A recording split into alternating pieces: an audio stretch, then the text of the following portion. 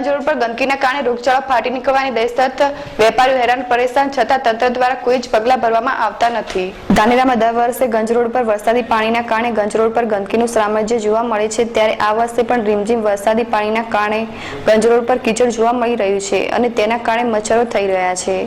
અને જ્યાં જુઓ ત્યાં ગંજ રોડ પર કચરાના ઢગલા જોવા મળી રહ્યા છે। ત્યારે નગરપાલિકા દ્વારા કોઈ સફાઈની કામગીરી ન થવાથી રોગચાળો ફાટી નીકળવાની દહેશત સર્જાઈ રહી છે અને અગાઉ પણ ધાનેરામાં રોગચાળાના કારણે 6 જેટલા વ્યક્તિઓના મોત નીપજ્યા હતા, ત્યારે બીજી વાર પણ ધાનેરામાં આ ગંદકીના કારણે રોગચાળો ફાટી નીકળે તે નવાઈની વાત નથી